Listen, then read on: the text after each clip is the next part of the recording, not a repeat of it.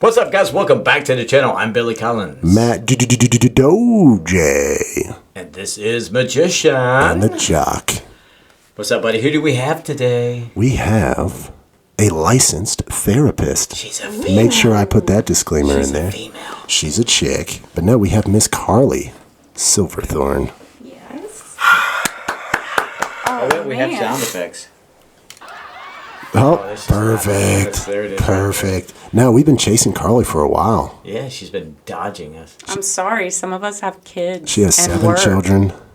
Yeah, so part of our small town big sound, Carly, she's kind of loud. I'm not going to lie. She is. She's got a big sound about her. For Microphone's sure. not even plugged in. But no, you run a, is it called a clinic or a practice? How do you? Well, it's not a clinic. I do an outpatient therapy practice, so it's private practice. It's just me. Went out on my own, and clients come in. We do psychotherapy. Clients leave. Psychotherapy. So what is Sounds kind of intense. Are you going to psychoanalyze us? I might. Can you ever not psychoanalyze someone? Because you know so much. Like, it's hard not to be like, oh, he said that. He's probably murdered puppies before. I think there's definitely certain behaviors and mannerisms and symptoms that you see that are extreme red flags that you would certainly notice. Yeah. I see a lot with Matt, not as many with Billy. You don't know me as well as Matt. I'm just kidding. What do you mean? No, I definitely think there's some that are, I call them heavier hitters than others that definitely send up some red flags. And I'm going to just go ahead and apologize, guys. I've got the crud from, like, game at Lord of the Rings, like Frodo's journey, what he picked up in the volcano. So I apologize. But continue. Thanks for that. How did you get into, like, psycho stuff? Yeah, was it something that you were always interested in? Or did it just... Was it in college? I think I want to do that. I guess Did you date a head case at one point? No. That you're now married to? Well, maybe. Brett. Sorry. No, I think that I always wanted to be in the helping profession from a young age. I always volunteered and did other activities in the community that I enjoyed. I did not know until probably my sophomore, junior year of college that I wanted to go into therapy. How that would manifest into a career, yeah. And I even still kind of procrastinated manifesting that into a career, as you said, like as an adult. It took me a few years to get my clinical license because I didn't do it straight from grad school. What'd you go to school for? I went to school, I got my undergraduate degree in social work, and I got my master's degree in social work. Then I took a year off, and then I got my clinical license in social work. You have a master's? Are we supposed to call you master? Allison has a master's, and I'm like, well, if you get a doctorate, you're a doctor. That's what's weird about the clinical license. So after you get your master's degree, you can get your clinical license, and it's 2 to 6 years of supervision requirements where you work like 40 hours per week. And I think it averages out to 3,000 hours. I can't remember specifically, but you can take anywhere from 2 to 6 years to do that. And you have to meet with a supervisor. That's hours you're talking with a client. Correct. Face-to-face time. Not just hanging out in the office. Correct. Face-to-face time. And then you meet with a supervisor for a set amount of, it ended up being like weekly that I had to sit down and meet with somebody for an hour per week. And you have to pass your clinical exam. And then you are licensed. Sounds horrible. Yeah. No, but what you said you procrastinated doing that. Was it like you got it out and you're like, oh shit, I got a degree in social work. It's tough to make a living. Like, I will say social work and teachers, it has kind of that same connotation of like. I would agree. I would totally agree with that. It definitely varied. So I went to 2 different undergraduate schools, and when I was at the first undergrad that I went to, I was going to go into teaching. Which school was that? I went to Wingate University for 2 years. Some people call it Wingate. I thought Wingate.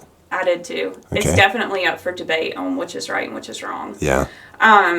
However, just winging your degree. Yeah. So I went there for 2 years, and then I was going to do guidance counseling at a high school or middle school or something. And so I knew I wanted to do something. Can you imagine if she was a guidance counselor at like a high school? I'd be like, yeah, I have feelings. I need to talk again. Like, Man, I really need to discuss college again. My parents grounded me. Can we talk? What? The spaceship just went over. You hear that? It was just awkward silence, Matt. Oh, wait. Okay, sorry. But yeah, Anyway, back to the topic. I did 2 years there, and then I switched. I transferred to NC State just because I wanted to go to a bigger school. And at NC State, I could have still pursued the same degree, but I chose social work because once you got your clinical license, you could work. Do a lot more. You could do a lot more. Yeah. And you could go into a private setting. And so I thought that that's what I would want to do. So I switched. Could you have still been a counselor if you wanted to, like with that degree? Not really. I mean, I did work in the school system with my degree for like 5 years here. I was a behavior specialist for the which school schools? system. Which school were you at? I worked at the Alternative School, Moorhead Primary, Newport L, Broad Creek, White Oak. So you're like a hired gun. You would come in. Oh, cool. And so I did that for right under 5 years Okay. before I opened my own practice. Huh. So why did you open your own practice? I wanted to be able to do what I wanted to do. Pick your with own my clients. Yeah. Not pick my own clients. No, but I'm saying, like, if you're a teacher, is a piece of it. Yeah, this is your class. Like, Yeah. they're going to show up. Yeah. And you can niche down to whatever you want. Yeah, I think the other piece was I wanted to be able to provide more direct services and direct therapy with the school. I was doing a lot of trainings, consult work. It wasn't as bureaucracy. It wasn't as one-on-one with clients. Huh. So you didn't care for it? I liked it. I learned a lot. No, I still serve kids now. And I definitely learned a lot. I created some awesome stepping stones from there that I don't know if I would have gotten to where I am now had I not met some people and gained some knowledge and experience there. Huh. Yeah, I mean, a lot of teachers are like that. They'll eventually go private sector because they realize they're really like self-starters. They're used to creating curriculums, which could easily turn into like a training course in the private sector, you know. Why do you keep looking at me like that? Am I making crazy noise? Oh, you keep hitting the mic. Fucking hell. Don't get married, guys. You're obviously bothering him. It's my triceps, man. I'm impressed you even picked up his nonverbals there, Matt. Look at he's a South Pole elf. Like, What's up sitting there? call me elf one more time. What's going It's on because he's over wiping his nose on it. Anyways, before Billy, I'm sorry. ask a great question, then Billy. I'll sit over here. So I do have a question, though. Sure. Like, when you were in the school system, how did you not... Because I would figure you would hear a bunch of sad cases. I did. How do you not, like, get into that? How do you, like, get... I mean, you still do. Separate yourself. I don't think you can ever go into mental health or therapy and not hear sad cases. Like, there are still days where you're emotionally taxed and drained because you essentially carry some of the luggage for others. It's like an ER nurse almost. It's hard and it can be very heavy. But I also am very strict about separating my work life from my personal life. So when I leave my office, I don't take my computer and I don't typically answer my phone. And I cut that off so that I can spend time with my kids and husband. Did you learn that by cutting your teeth in the school system? The school system was harder to cut off, I think, than what it is now, because now I have control, right? Because I'm my own boss. Mm-hmm. But with the school system, the teachers I had supervisors, and you also have to think about the hierarchy in a school system. It's odd, right? Like, it's pretty spread out. So you have your administration at all the different schools you work at, and then you also have central office staff, and it was really hard to be able to cut that off. I liked what I did there, but I hated it too. I enjoy what I do now. But I also despise it. Yeah. So when you branched and did your own thing, your own person, did you niche down, or do you have different, like... Yeah, how do you set up shop with that? Like, hey guys, I'm here. With private therapy? Yeah. You're like, okay, I can deal with different scenarios. Was hard. Come talk to me about your problems. I will say there was an individual that I worked with at the school system, and she was a wonderful friend to me. And she used to work at a mental health practice that I worked at prior to going into the school system. And she understood the process of becoming paneled with insurance companies. And she actually helped me initially kind of kickstart that process. And then what I started doing is I started seeing people after school hours in the evening. So I was working both jobs. And then summer came and you didn't work, right? And so I picked up more clients at that point in time. Yeah. But it was a lot of like feet on the ground. I definitely took business cards to primary care doctors. I called people who I knew lived in my neighborhood who I hadn't met yet. I mean, it wasn't Jim, just... you were looking a little angry mowing the grass yesterday. It wasn't... Would you like to sit on my couch? Right. Yeah. But it wasn't just okay, one day, it's a Tuesday, I'm going to open the door and people are going to be here. I think that I reached full capacity by about that September and October of that same year. So and I didn't take in my first client until May. So it's just like any other business. You're just laying the groundwork, growing the ground swell as we talk it into the There's the marketing. business sphere. Yeah, definitely. So did you have parents of kids say, hey, like, we'd like to chat?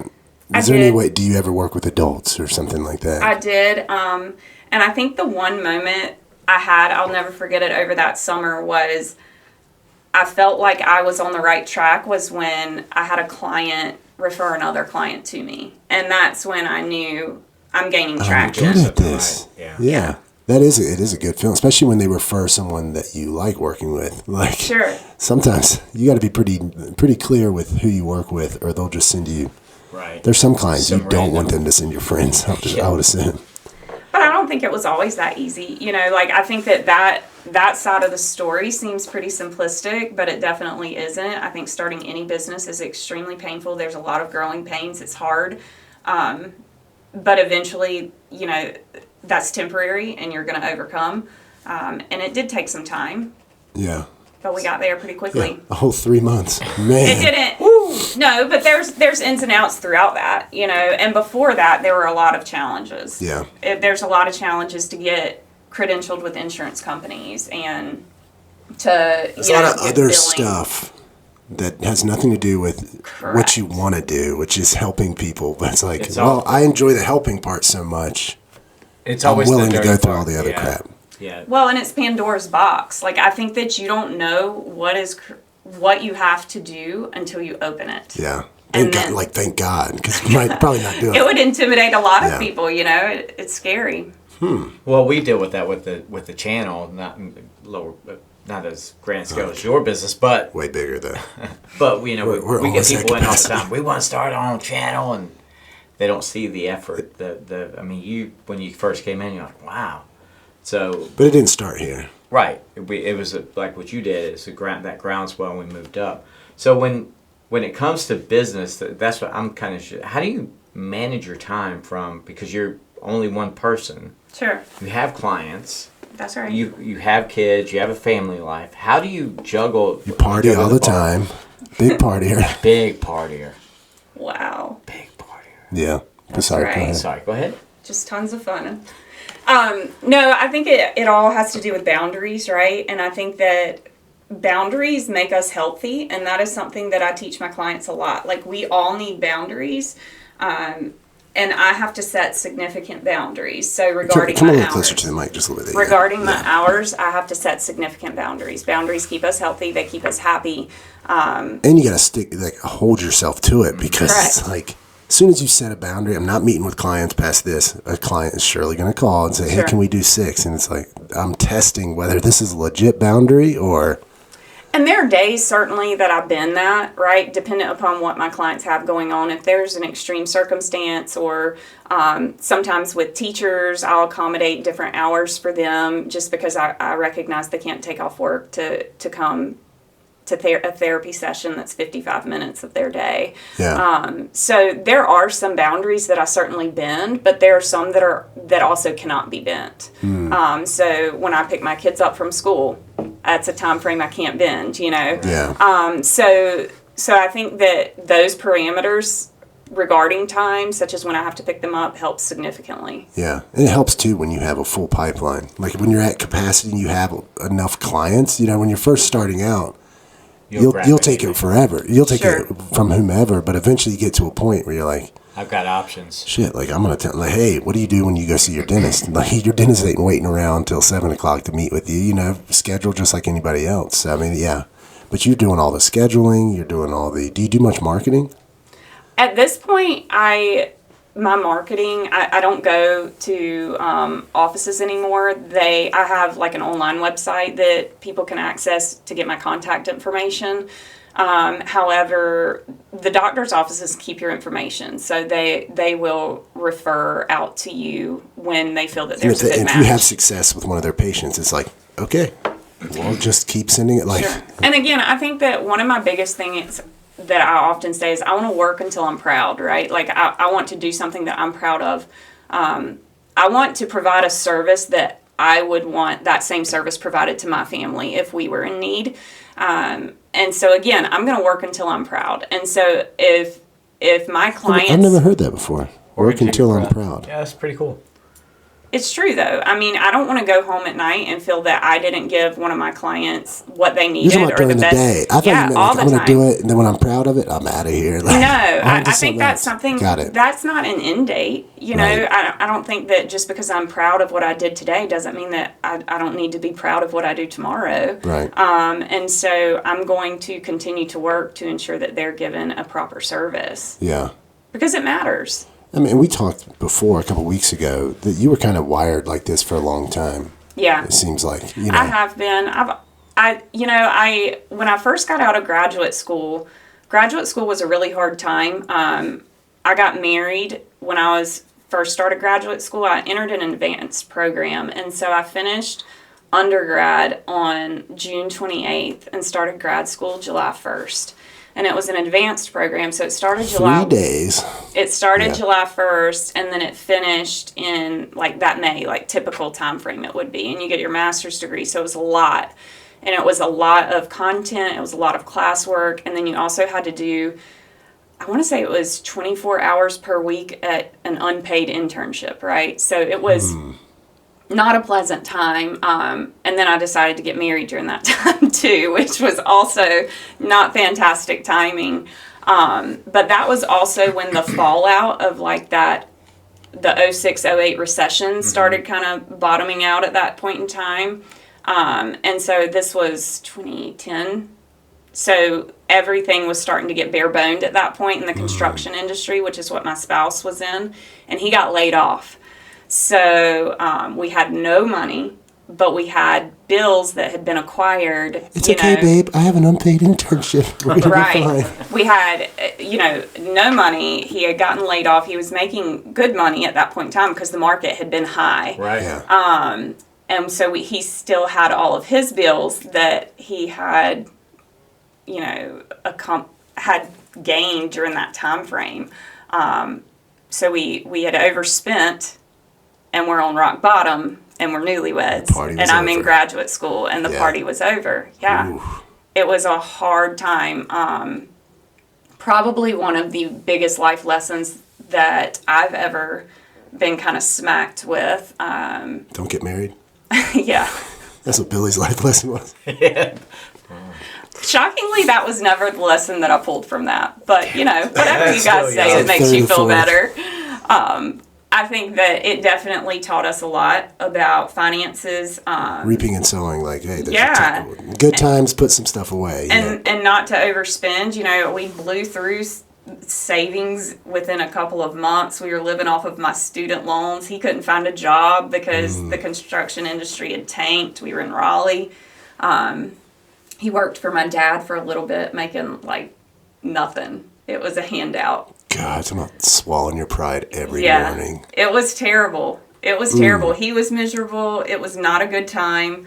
You had a full course load plus. Yeah, I was you going didn't to have school. time to sit and think about it. My classes were from 8:30 in the morning till like 8:45 at night because it was you're getting your master's degree in like 10 months. So right off the bat, you were testing your relationship. Oh yeah, oh It yeah. was like, okay, well, if we got through this shit, we're This fine. is the honeymoon phase. Yeah, Oh, so- God knows, wait till 7 years That's hits. right. Good Lord. I tried to drop out. He was like, "No, you're not dropping out. Like, really? You're gonna So stay." you were like, I was gonna quit school. hey, like, math is math. I need to probably go get Yeah, a big girl can't- job today. I can't do this, right? Like, this is too much. I am not made for this. I'll waitress, whatever we got to do. I'm supposed to be this authority and how to like get your mind right and stuff, and I'm over here freaking out. Yeah, I was definitely freaking out. I mean, it's scary. You Yeah. know, I can remember one time our water got shut off. And I was like, I don't even know what to do right now. I have to go to class. I've got to go to work. I can't even take a shower, right? Yeah. So I went to the gym to shower across the street, which I didn't ever shower there. And I came back, and Brett was in the front yard trying to twist the water to get the water to cut back on to the house where they had gone in the front and lifted the little thing and turned it. And that's where I learned how to cut your water back on if it gets shut off. Ooh. Fun fact. Did it? So it worked. Mm-hmm. What? You were like, no, we got free I mean, water. we still had to pay it, right? Or they were right. going to come back out and really cut it off. But Yeah. yeah, it did work. Dang. He's like, my favorite shirt's in the washing machine halfway through. Like, we got to finish I this gotta load. finish this. I gotta wear the shirt to go to no job. That's wild. And this is the time you're going to get your master's? I was getting my so this was before I got my clinical license, and we were still in Raleigh because I went to NC State for my master's degree as well. And so we were still there, and then I had gotten a job for as soon as I graduated, and I was supposed to start that job like 5 days out from. He got a call, and it was a company that was based out of Raleigh. They were building in Carteret County, and they said, "We've got a job if you want it, but you got to be willing to leave." And we just left in our car. We left all our stuff in the house. We had a townhome. We left everything. I have a cousin. Assuming you were renting that townhouse. I have a cousin who lives in Carteret County, so we stayed on their couch for about 3 weeks. Which she would be an interesting show. Just follow. You're talking about Taylor, right? Yeah. Yeah. So we stayed on her. We couch surfed for 3 weeks, and then we found a long-term rental, and we rented our townhouse out, packed all our stuff, and left. So did you own that townhouse? We did. I gotcha. Okay. So we ended up having to write senators and people such as that about the issues with the mortgage crisis, and how to decrease our Were you guys underwater at that time in your townhouse? just about. I mean, we really had nothing. Yeah. Like, our money was non-existent. We You were had that eating student- Chef You had that Boyardee. student loan though, so that's Yeah. good. Hey, We you got did, a little and- backup there. And Sorry, I babe. didn't. No books this month. We need to eat. We did take out. I did take out additional student loans for that year, just because I knew I wouldn't be able to work, and I'm glad we did because we used every penny of it. So you just got in your car. What was the thought process behind that? Like, let's just go down there. If it doesn't work, we can just come back. Pretty much, and we had never lived out this way at all. Was time of the essence for that job where they're like, Yeah. come today or it's going to be It was taken pretty tomorrow? much. Yep, it was pretty much like, Got you want it, you need to go, and I quit the job before I'd even started it, and Yeah, just sorry. It's a directional mic, so I don't want you to sound like you're in a hallway. There you go. better. Yeah. So you were in the thick of it, and So anyway, we packed up. We came on. I got a job. This was before I got my clinical license. Started working with hospice, and that's a nice uplifting. that was a rough one. But I did that for a year, and I think I learned more about how to interview and assess people, because if you can speak to people when they're experiencing such tragedy, and do it comfortably, you can pretty much talk to people anywhere. Who were you speaking with? The actual The patient? family, The family. and the patient. Families, So yeah. you prepare the patient for death, and then you also prepare the family for death, and then you also work on the family with bereavement. So post-death, Okay. I'm like, bereavement. grieving. Just got to bereave. Yeah, that's, because I don't mean, know if I could do that. is it like a hospice? It's like a nursing home. It's not usually somewhere you go to get better. Definitely not Correct. hospice. So- Yeah, they come into your house, correct? Yes, so you have hospice agencies at a lot of facilities, but also in the home. And so the clinical requirements for obtaining hospice is you have to have 6 months or less to live, or that's what it was, Sorry, 11 buddy, years you're ago. too healthy. Yeah, so, and that is true, but if you're too healthy, then you may need things like home health, where they do rehab and things such as that. I remember when Allison's grandfather was there, and he was a fighter, man. But then I remember the doctor said there was like, hey, there's nothing we can do. And then he just kind of relaxed, and it was over in a couple weeks. Like, my mom is a nurse. She's dealt with that. And when my grandfather had cancer, they pumped him with morphine at the very end. And he sat up, and he was like, man, I feel great. Yeah. I beat it. I beat this. My mom went out, and she's like, go say your goodbyes. That is And actually, that's very common. So typically when people are very close to That's death. horrible. No, but It is Did they run out of morphine? Like, I'd be like, keep it no, coming. he sat up because typically when people are close to death, they will get what is almost like a second wind, where they've been very lethargic, unconscious, heavily medicated. They get like a sense of urgency. And like, then there'll come a day and people would call and they'd say, I think he's getting better. We're going to take him to the hospital to get treatment. And that's very common. Yeah. And my mom was so trained in that field. She knew it. Like, hospice nurses are funny too. They were like, honey, if he said he wants fried butter, he's getting fried butter. I'm like, all right. It was over there in Newport. And I'm like, dude, did you have to go to school for this? Like, They are a special breed, but in a good way. Like, they Yeah. definitely, that is a hard job, and people who can do that for their lifespan, it's so admirable. how long did you do that? 1 year on the dot. You're like, dude, I'm 22. I couldn't. I've been around death. It was hard, but I really did. It was a huge moment for me to learn a lot about, again, clinically being able to interview and speak to people at their hardest moments in life. It also helped me grow as a person individually, grow in my faith, in my relationship with God, and it taught me a lot about my belief Gave system. you good perspective. Yeah. Man, that's wild. So, like, you're dealing with the...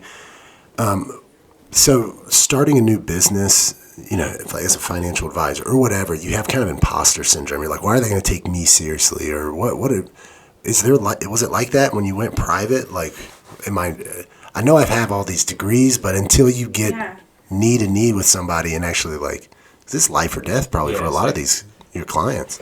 It is, and I think I still have those moments of, I'm here and they're here for me. Sometimes it's still, I think that all of us have to be like a little level-headed. And you want to pinch yourself. Yeah, because this is, I sat back and it was probably 4 or 5 months ago, and I realized I got to where I wanted to be, right? Like, I achieved my goal. I set a goal and I achieved it. And still, I have goals that I want to achieve with my clients, right? I want to see their growth. I want to see their progress. I want them to regain the happiness and contentment within their life. Did it feel like it was getting almost on cruise control a little bit? Like, hey, No, I've hit my stride? I've never felt like, I think business-wise, as far as being able to get referrals. That's what I meant. Sure, yeah. But as far as, like, with my clients, no. I'm always going there to work. I'm going there because I want them to find the happiest lifestyle that they can find and to be their best selves. And that's a never-ending So what happened 4 or 5 months ago? What you said you hit that point and was it like I need to set another goal, or I got to work towards something? It was just a point of pride. I think it was a point where I felt like, I am proud. When I said earlier, I want to work until I'm proud, I think that was the moment where I felt like I am proud. I am proud of what I did. I am proud of what I've accomplished, and I'm proud of what I continue to do. I'm a grown-up. Yes, I did it, right? Yeah. We have a thing called moving the flag. You hit your goal, you Sure. get close to the flag, and then you move it again. Sure.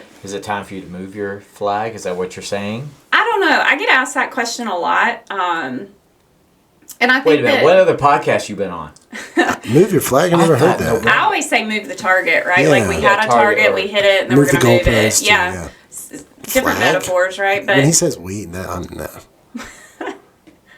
I hear someone talking. I don't know. I'm Maybe adding, these. I'm I adding just so much hear to the snot. combo. No, I'm just kidding. Sounds like I'm in an aquarium. I think that are there other things that I could do? Could I bring on another therapist? Sure. Do I want to do that? Not really. Like, I'm happy with where I am. I also will say I think that my clients enjoy having a little bit of that small town feel kind about their boutique, service. yeah. Mm-hmm. Yeah, they know that if they need to change their schedule, they give me a call. They send me a message. They know that if they achieve one of their big goals or if they're having a hardship, send me a message, right? Like, I want to know. I care. I want to be there, But only during business hours. No. I think Not that when the school lines. I think that I will say I think that that's something that I'm still trying to navigate my way with, because I do care and I am passionate about what I do. You don't just care from 8 to 5. Right. Yeah. You don't. And so if I know someone has something that's going on outside of hours and it was a big day for them, I'll message them to see how it went, because I genuinely want to know. Right? It's important to them, so it's important to me. And I think that sometimes that's also what make me different in the field too. Not saying that others don't care, but I am saying that You just care more. I don't necessarily care more, but I genuinely care. I genuinely want to know. Yeah. So you're your own boss.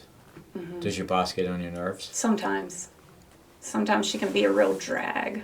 Yeah. I'm just kidding. Like a dude that dresses up like a chick? It's like a drag Would queen. you know, Matt? Yeah. No. It's this shoulder width issue.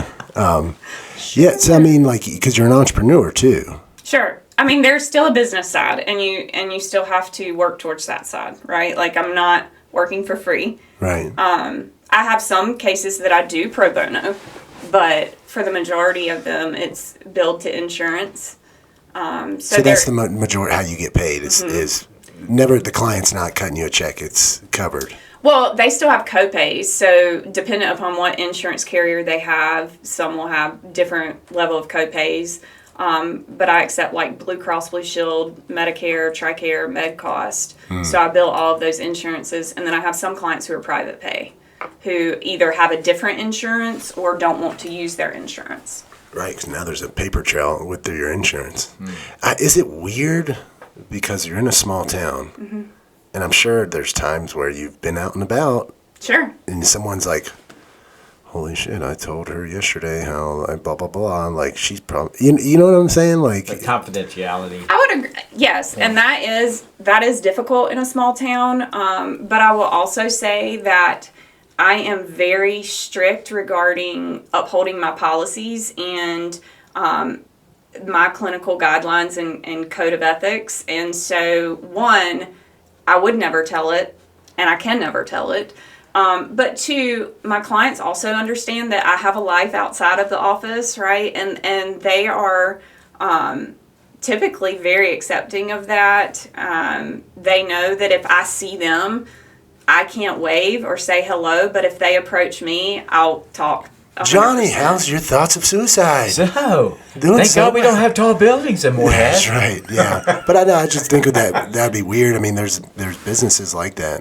If you're a doctor or you work with someone's finances, I mean, you have a lot of information on Sure. them. A YouTube channel where we can't even go out in public. No, we can't. Well, because it's been raining. No, well, that too, yeah. But yeah, I was I'm curious. sure the popularity is overwhelming. But if you could hire someone right now, crazy. well, I mean, I've had it for a while. I mean, It's just a nightmare. yeah. But if you could hire someone what task would you want to hire? Like the scheduling or the Oh my gosh, billing? if I just hired somebody and they could do their job without me having to train them or problem solve at have all. you tried before? Yes, they got fired. But if I could do it and have somebody be able to do it all, I would only do therapy. Right. And they would do all the billing, all the phone calls, all the scheduling. Kind of the icky stuff. Yeah, like the stuff- collecting payment. Sure. And just Tuesday at 2 or Thursday at 4. Yeah, those little things. Yeah. Billy? Yeah. But you're not. How long ago did you try to hire that away? Probably a year ago this past March. And it just wasn't working.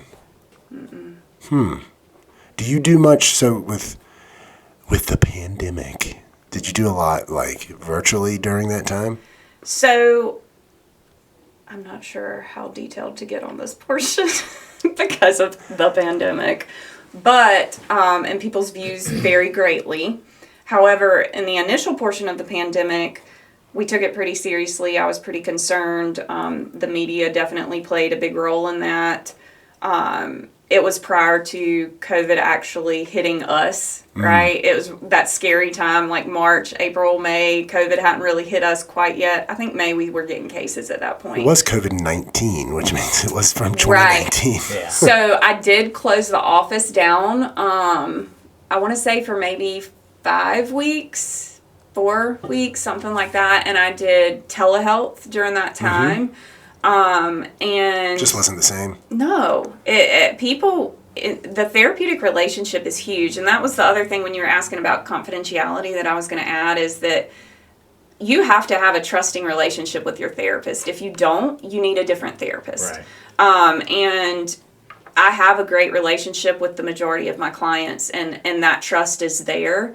And so that human connection that you need, you don't always get through telehealth. Yeah, just click the link. Okay, no. Yeah. Okay, your mic's not plugged in. It's just like that. And it's a HIPAA compliant platform, so no one can gain access to the video footage or their information, but it's just not as personal. I mean, how do you know if someone's not in the room listening? Sure. Or, seeing who you're talking to? So with the insurance part, going back a little bit to the business aspect, was it hard to get on board with the insurance companies? Yes, it is. And awful. Yeah, they're not. It's almost like a they got the big catch-22. buildings for a reason. No, Yeah, it is. It is horrendous. It is loads and loads of paperwork, trial and error. They tell you to do things that you go to do. They don't even have the forms for you to do them. You chase your tail. So I was switching over from practicing as an individual to a group practice during COVID.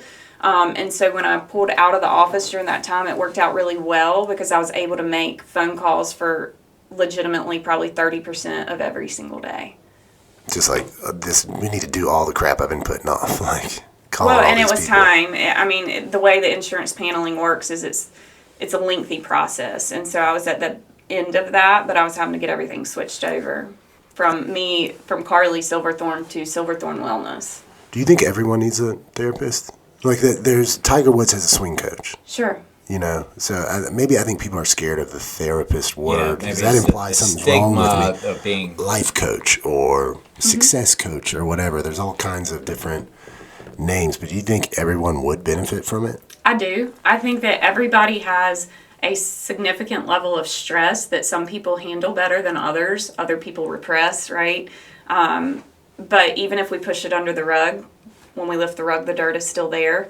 And I think that everybody would benefit from therapy of some sort. And a lot of people do have therapy of some sort. Just as you said, he has a swing coach. Pastor, you've got Billy. Mm-hmm. Everybody's got a little something. Billy does make me feel good about myself. I'm not going to lie. I'm sorry, just Billy. by being there. I walked you right into that one. You did. Thank you. I appreciate it. But no, like you see I a lot hear of every episode. I'm so glad I won the genetic lottery. Yeah, that's right, man. I've heard that one before too, actually. But yeah, now I was wondering that because you see a lot of successful people. They have coaches. We grew up playing sports. You're used to having coaches. Then you get in the quote unquote real world, and now your coach is maybe your manager or your boss. It's not really a coach. There's maybe a conflict of interest there a little bit. Like they work for the company. The psychology field has expanded. I mean, coaching is massive. Mm-hmm. And there's guys uniquely specific to coaching real estate agents. Or, have you ever thought of niching out into that? Or are you working just with more? I've had a couple of people who've come to me and said, like, I had a life coach when I was in Raleigh or Wilmington or wherever they were. And that's similar to what I'm looking for. And I tell them, I don't really know how to be a life coach, right? Like, I'm a trained therapist. They just want somebody to have a conversation Sure, with. Yeah. Sure. And that, unfortunately, isn't billable by insurance, right? Like, if you want a private pay, I still don't really understand what a life coach is because I'm a therapist. But that's not going to be received well by insurance. That's why there's a lot of them in like Beverly Hills or something. Correct. Like highly affluent Correct. areas. Because you're looking at, there's a problem. Do you have an end goal with clients? Like, sure. Once they get over this, you have treatment goals, right? So in order to receive services, you have to typically have a diagnosis of some sort in order for it to be insurance billable. And then you develop treatment goals and you target those goals. So it could be anything. It's very individualized. So some it's for coping skills to improve distress tolerance, all sorts of things. Distress tolerance, what does that mean? Being able to tolerate you. If crap hits the fan, you don't lose your mind? Pretty much, yeah. Emotional regulation and control. Do you feel like this is something you'll do for the rest of your life, or do you think you'll branch off and try other adventures? Will you have a real job one day? I think this is it. I did have a kid ask me in session one day. He said, they call me Miss Carly. He said, Miss Carly, I was wondering, what do you want to be when you grow up? I'm like, oh my God, I'm asking myself that at my age. That means you've aged very well. I don't know. What do you think I should be? Yeah. But man, it's tough. I mean, because you love it right now, but there's also in the head, Sure. When do you know it's time to be over? Like coaches know they're done when they lose that desire to prepare, because they're always going to love game day, but the little things you got to do to be a great coach. Have you thought of that? Like when that goes out, or is it like we'll cross that bridge when we get to it? I kind of think we'll cross that bridge when we get to it. I think if it gets to a point where I do not like working, right, and I do not want to be working with clients or cringe when the phone rings. Sure. Yeah. I think when I get to that point, then it's time to maybe do something else. But I don't really see much else in my future as far as career goes. When did you realize you had it? When you were like, damn, I'm actually pretty good at this? I think I would go back to that moment when I still remember who she was, but she referred a friend. What's her name? Good try. Right. It was a client, and she had, I'm very big about when you start achieving your goals and are doing well, I'm going to titrate you down from services because you don't need me as much, right? And that's a compliment. That's a good thing. So I set those boundaries up early on, and she had essentially gotten down to where she had been discharged because she didn't need my services anymore. And she referred a friend to me. And so I think when I had my clients believing in the service to the point that they were willing to advocate for it, I sat back and thought, okay, this is a good thing, right? It was good enough, at least for her right? to like. That's a huge compliment, though, massive. Because doctors especially that type of relation, they're not referring over to Sure. buy a car. They're like, hey, go see this lady who knows every one of my dark secrets. Sure. And I think that, doctors' offices are going to refer because of your credentials, but also because of patient statements and what they attest to. And so I think that's another big thing that I realized I'm doing okay. Well, you seem like to be a person that's, you are what you are. You're not going to sugarcoat shit. You're not going to sit there. I don't. Yeah, I know. Oh, really? You do know? Yeah. They used to date, guys. No. Like in the 80s. She was a child. So, but that speaks volumes to your patients because, okay, she's for real. She's not going to bullshit you. She's going to tell you what it is. Sure. Do you ever get people that get offended by that? I have had 3 that have gotten offended by that. And at that point, that's okay. And I tell people on intake, I recognize that I may not be everyone's cup of tea, right? My job is to provide a service to you. However, if you do not feel that our therapeutic relationship is where it needs to be, that's okay. Tell me, because the most important part is that you're seeking help, whether it's from me or somebody else, right?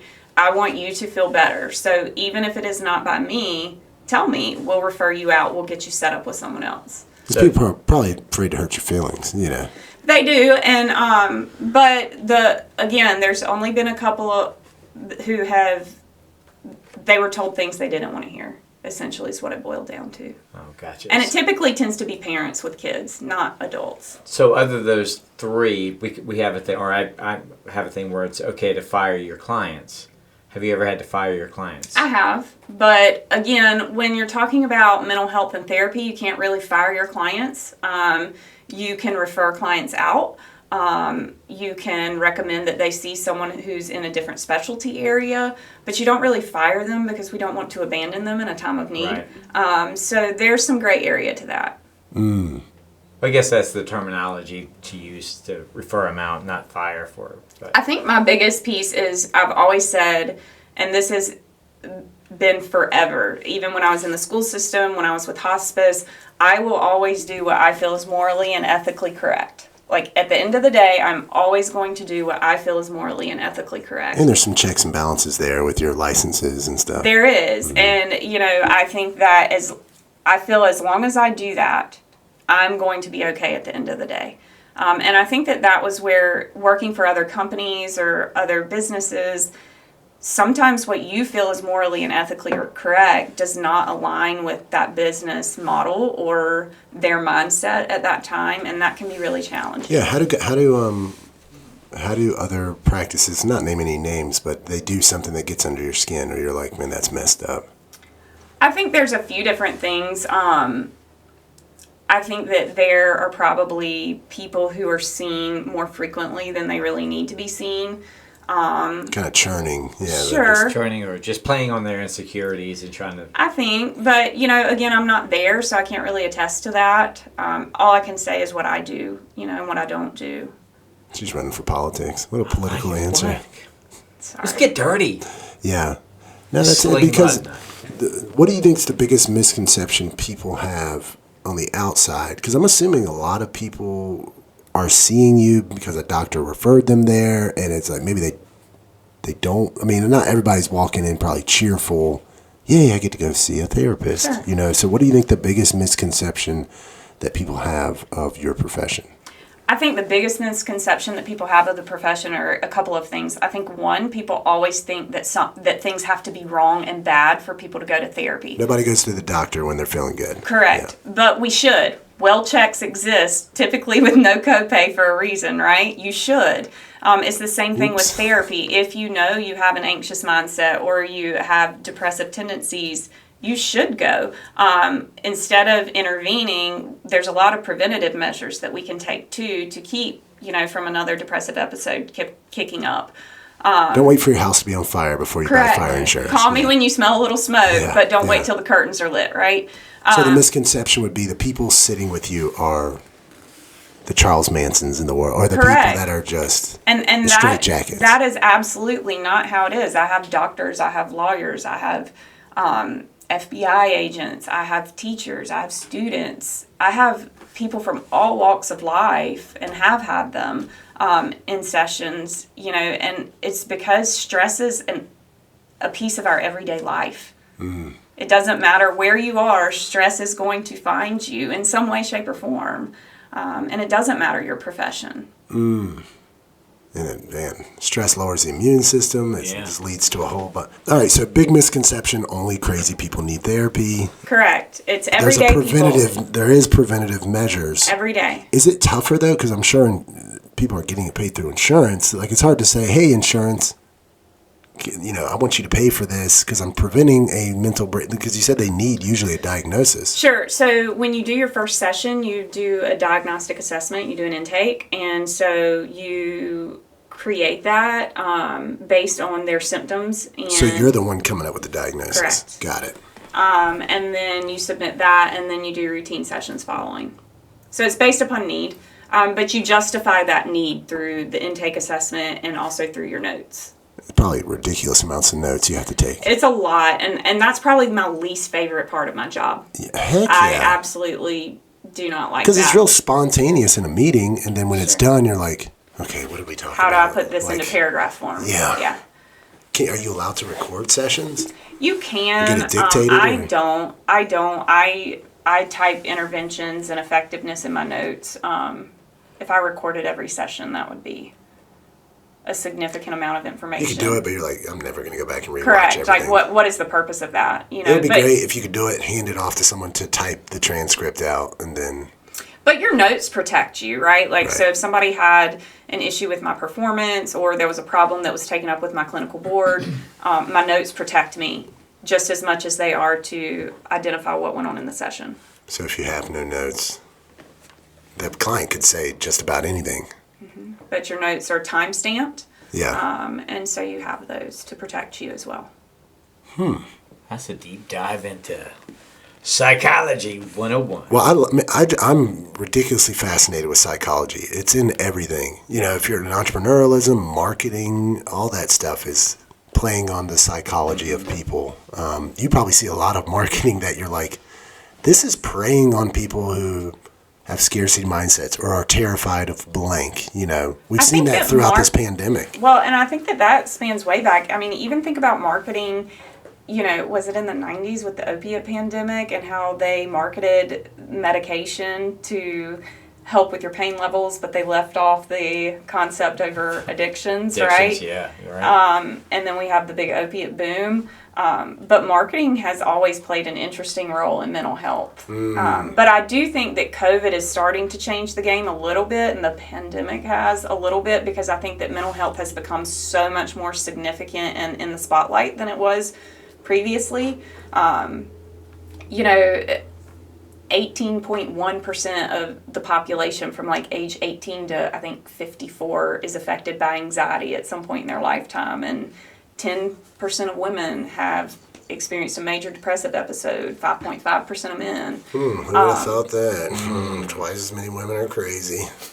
I think that's under reported. They're probably crazy because of comments like that. Yep. I drive women crazy. No, that is not Billy what I hates meant. women. That is not what I meant. Matt's wearing that blue Henley again. My point is, it's everywhere, right? We can't hide from it anymore, and I think that COVID has magnified it and compounded symptoms to a point where I personally do not believe we have even seen where suicide rates we're never will going be. back. We're never going back. People are going to be. Used to be in movies, you would make fun of the one that had the Kleenex, like the germaphobe. Sure. Like you just. Now you're making fun of people without the Kleenex. I see people with gloves and two masks on in their car. And Right. It's like, you want to look at them and say, man, you're an idiot. But you're also like, the level of fear they have to like, I agree. like, who cares about ridicule? I have to do this. I mean, it's. Yeah. You can't forget that your perspective is your reality, right? So even if I know your thought is irrational or your belief is irrational, that is still your perspective. That is still your reality. And that's still what we have to treat, because that's what's impacting your life. I mean, that's why eyewitness testimony is so, like, it gets thrown out so much in court cases. You can have 5 people see the same thing, but perception is reality. So it's, that's crazy. Yes, I mean, it's got to be bad. I mean, we saw it post 9/11. Anytime there's that and you have that much propaganda or whatever on it, I mean, it's amazing how polarizing this has been, regardless which side of the fence you're on. You would think it's a pandemic. We should all like come together with the truth, but it doesn't matter. People have drawn their lines. If you tell me where you stand on the vaccine, I can tell you where you stand politically. I think that was going to be one of the other things I was going to add to that piece of conversation is we have to remember that COVID happened during one of the biggest political debates, of our time regarding the election. And it became kind of the us versus them mentality was adopted, and it has continued with COVID. And it's so significant that there has been such a huge divide among the American population. A lot of awkward Thanksgiving dinners. For sure. Yeah. For sure. And do you there's see going that to a continue lot to be. with people I mean, obviously not going into specifics, but do you see a lot of them like echoing, political things, or they're on, you can tell they're on these message boards or watch mainstream? Absolutely. And it is significant. Do you just tell them turn it off, like stop watching the TV? I do, because I think that we have to then start to identify that as essentially a trigger for emotional upset for them. And if we are continuing to introduce that trigger to us and then wondering why we're so upset and distraught. It's like you can't compete with that 24/7 mainstream it's fear toxic. porn. It's toxic, and negativity and toxicity is contagious. And it presents itself in their lives. They can't function with it. So why are we doing it? Yeah, I mean, you don't see a lot of mental health issues in the Amish community, right? Because they're like that we know of. Yeah, that we know of. But they're not struggling. If you don't watch mainstream media or any news at all, I mean, know what's happening. But you even turn on local news, and it's like, tonight at 7, a school bus full of children rubbing kittens fell off a bridge, and you're like, oh my God, But Negative events are going to get numbers, right? They If it attract bleeds, it eyes. leads, yep. Correct. And so I think we have to be careful with what we surround ourselves by, whether it's through media, whether it's through people too. Oh, you know, yeah. it's the same concept. Yeah. What do you think, Billy? What advice would you give somebody if they were in outside world? Because we talked about it before. I said I surround myself with people, like-minded people, or people that are going to lift me up. Any other advice that you could give somebody if they're not seeking? Besides calling Carly. Yeah. Besides calling I know you Carly. can't really get too deep into. Just what do you mean by advice? Like in general? Yeah. What would you do? Overall Like advice? not watch media? What other? I mean. Well, I think that's only for certain mindset. people. Some people can certainly watch media and be okay, right? I think that's It's just only like if white that, noise, yeah. Sure, I think that is only if it impacts you. I think one of the biggest things that people forget is ask yourself truly, is what you want to achieve a reality? Is it your reality? Is it within your grasp? And if it is, create a plan. Don't talk about it. Don't think about it all the time. Actually create a plan to get there. What are your steps? You know, I think that a lot of people come in the office and they truly have no belief in themselves at times. They're looking for like a magic bullet that Carly's going to give me that's going to make Right, like everything what can I perfect. do? And I say, they'll say, what can I do to make it better? And that it's never just one thing, right? It's lifestyle choices, surrounding yourself through positive people, eliminating triggers like we've talked about. So you said surrounding with positive, Because eliminating triggers. that's the point he was making, Mr. Sensitive. Surrounding yourself with positive I people. pick up on you cues, were too. you I were am a talking very about positive eliminating access to news and outlets, right? Those were the topics you were discussing. You just got a little sensitive. I'm so tough. Little But no, sensitive. I mean, do you think most people, they know, like deep, like they have at some level, like I know if I want to lose weight, I can't keep eating donuts. I need to probably start working out. And I think a lot of people want somebody to believe in them. And I think that that's something that we often forget, is that we may have a dream or have something that we want to achieve, but we don't always believe fully in ourselves. And if we feel like we have somebody in our corner and somebody who is supporting us and encouraging us and empowering us, it puts us in a different mental sphere.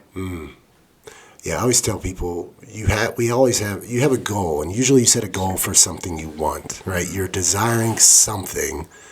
And what a lot of people will do is they'll post that goal out, like put it out in the universe, you know, like I'm going to be a millionaire, blah, blah, blah, like on social media or whatever. I'm like, no, move like an undercover boss, right? You're at your entry level, but you're actually, if you've ever seen that show, like get in your head, no, you're the boss, but this gets ruined if I ruin the surprise and tell everyone, hey, I'm the boss, you know, the kind of the great reveal of that. But that's what I've seen with a lot of successful people. They're where they're at, but at least mentally they're higher than where they're at right now. So it's only a matter of time before they advance, right? Versus those that their worth is determined by whatever their position is currently. Like they can never see past their current environment, you know? And that's why you see lottery winners going bankrupt. You know, suddenly they're millionaires and it's like fix their money problems forever. And they're actually worse off after winning the lottery than they were before. You just create better problems. But I think you hit the nail on the head, too. I think we often measure, especially in today's society, we measure our self-worth by accomplishments, by performance. We become overly self-critical over any small flaw. And we forget, at the end of the day, our self-worth is inherent. You know, it is who we are. It's innate. We don't have to prove that, but we do have to strive towards better goals. I think, again, a lot of people just don't always have the courage to do it. You talked a lot about the proud moments. What's your, Sorry. as we go in this session, but what is your most proudest moment? As a business professional, Yeah, or not as take a out your person? well, both, but I mean, Personal I person. wouldn't go back and say Personal all my person. children, you know, because everybody will kind of deflect back to. We get it. Your wedding was the happiest day of your life. But let's be Just honest. That wasn't like so an interesting. individual, whether it be work, whether it be personal. What is your most proudest moment? That's a tough one. I'm going to have to think about it for a second. My proudest moment. I would still probably go back to, I had a client bring in a sheet of paper one time. And this was still when I was in that first office where the AC kicked out on, where you came by and it was like 100,000 degrees. Carly was not in a positive mindset. And I had like a portable AC unit because at that point I didn't know if I was going to sink or swim. You know, I didn't know where I was going. I started out in this tiny office. It was actually probably smaller than this space that we're in, and it was hot. AC didn't work. Probation was right below me. They were loud. It's American dream. Right. Be my own boss. But I didn't know where I was going at that point. And I hadn't stopped my job with the school system, so I didn't want to have a hefty amount of rent. And I had someone bring in a sheet of paper, and they had their doctor had circled and ranked the therapist for them to contact on there. And I was within that. And I remember thinking... It's like validation. It was. I remember thinking, I am up here listed with these other therapists who I admired. Like, they're wonderful clinicians. They're people who, if I can't get somebody in, I'm like, go see them. If my child needed services, I would take them there, you know, and my name was up there. And I thought, I can do this. Yeah. I can do this. You know? I'm someone. The same way, like in my football career, before my senior year, and I've shared the story before, going into Coach Hargrave's office, and I had no idea I was going to be in the NFL. Like, but he said, "Hey, man, I'm looking at this preseason list. It's looking like you're going to probably get drafted in the NFL." And I'm like, "What?" Like, almost instantaneously, you see yourself differently. You start carrying yourself differently. Sure. You know, probably the first time in a year, you're like, "Oh, I am a therapist," because you still kind of had 1 foot in, 1 foot out with this. You had a backup plan with the school system. I definitely did. And then it's like, all right, well, this guy believes in me, or this girl, doctor, believes it. I need to go all in on myself. And that's the way I felt when I saw my name in the phone book for the first time. Yeah. I was like, I'm someone. Steve Martin, the jerk. Things are going to start happening to me now. Well, this has been great. Yeah. Yeah. This has been awesome. I've enjoyed it. Thank you so much for coming in. Thanks for having me. Did you have fun? I did. Did you have fun? I'm really excited for a blooper reel. Oh, that won't be hard. It's going Everyone to be loves about a an hour blooper reel. long. Who doesn't love a blooper reel? We need to start incorporating those, I guess. Yeah. That was like the only reason I came on. No, For I'm the just kidding. blooper reels? I did text Matt beforehand. I was like, I One want request. a blooper reel. Yeah. Well, cool. Well, we appreciate you coming on. Yeah, Thanks for thank you having so me, much. guys. Yeah. So guys, do us a big favor. Go ahead and subscribe to the channel. Smash the like button. Leave us a comment, guys, and we'll see you on the next video. Peace.